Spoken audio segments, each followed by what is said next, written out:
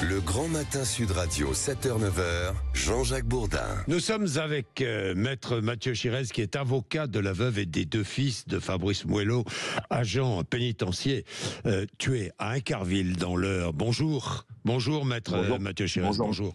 Merci. Bonjour Monsieur Bourdin. Merci beaucoup d'être avec nous. Alors, je vais reprendre les faits. Le 14 mai dernier, le Mohamed Amra, détenu multirécidiviste, trafiquant, narcotrafiquant, est extrait de sa cellule en Normandie pour être conduit devant un juge d'instruction qui devait l'interroger. Un commando en profite pour attaquer le fourgon pénitentiaire où se trouve Amra, à la voiture bélier, au fusil d'assaut, afin de le libérer dans l'attaque qui a eu lieu au péage d'Incarville dans l'Eure. Le commando n'hésite pas à tuer 2 agents pénitentiaires, 3 ont été blessés, et parmi les victimes, Arnaud Garcia, 34 ans, et Fabrice Muello, 52 ans. Vous représentez sa veuve et les 2 fils de Fabrice Muello, Maître Mathieu Chirez, c'est bien cela? Oui, exactement. Bien. Mohamed Amra, 8 mois de traque, 8 mois de cavale. Il a été arrêté en Roumanie, à Bucarest. Il a bénéficié de très nombreuses complicités. Il a été arrêté. Soulagement, j'imagine, pour la famille. Soulagement. Et maintenant, attente forte d'un retour en France et d'un jugement.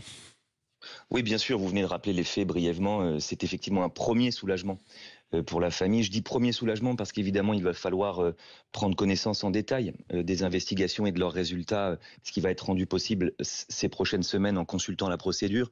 C'est à coup sûr une étape importante dans ce dossier. On a entendu hier la conférence de presse de la procureure de la République auprès du tribunal judiciaire de Paris qui a rappelé le nombre de pays concernés par les opérations et interpellations qui ont été effectuées. Le nombre de gardes à vue en cours est aussi significatif puisque hier encore il était question de 25 gardes à vue en cours. Oui. Donc c'est une étape importante et à ce stade nous saluons le travail qui a été effectué par les enquêteurs sous la direction des juges d'instruction dans cette affaire.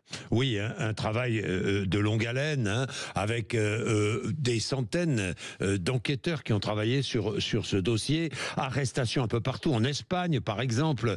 L'un des responsables de l'évasion d'Amra a été arrêté dans une luxueuse villa dans la province de Malaga. La villa disposait d'importantes mesures de sécurité, des murs hauts, des grilles, un système de vidéosurveillance, de détecteurs de mouvement.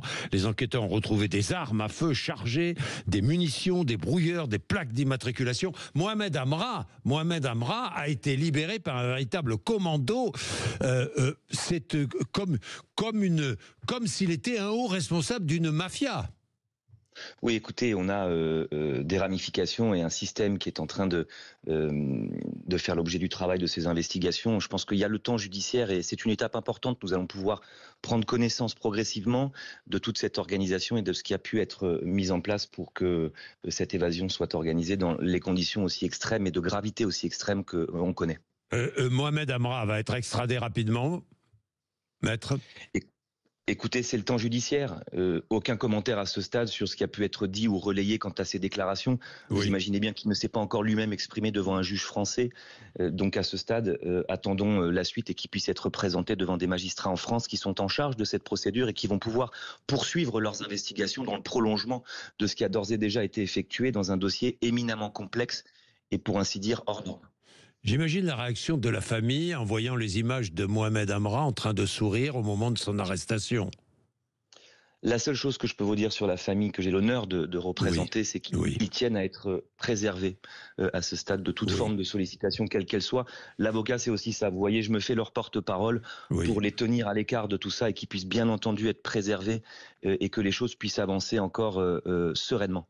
Oui, il préfère rester silencieux, ce que je comprends fort bien, maître Mathieu Chirez, faire confiance à la justice et espérer qu'une chose, c'est de se retrouver un jour face à l'assassin du mari et du père des personnes que vous représentez. Être respectueux du temps judiciaire et laisser le temps au temps les choses se faire, et elles se feront. et elles se feront. Merci beaucoup, Maître Chérez. Merci vraiment. Il est 7h16 et nous reviendrons évidemment sur les ramifications dans cette affaire Mohamed Amra, parce que je le disais, il y a eu des arrestations un peu partout. Il était parti en Roumanie pour se cacher, pour essayer de changer de physionomie, chirurgie esthétique, avant de partir, paraît-il.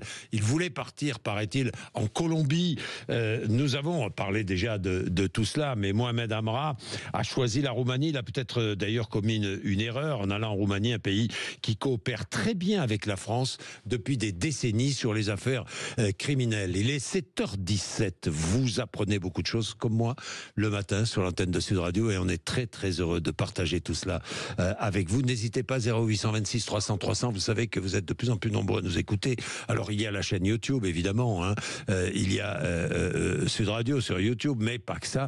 Il y a aussi évidemment Sud Radio sur votre smartphone, l'application Sud Radio. Vous chargez, vous appuyez sur l'appli et vous pouvez écouter Sud Radio quel que soit l'endroit où vous vous trouvez. Laurie Leclerc, le rappel des titres de l'actualité.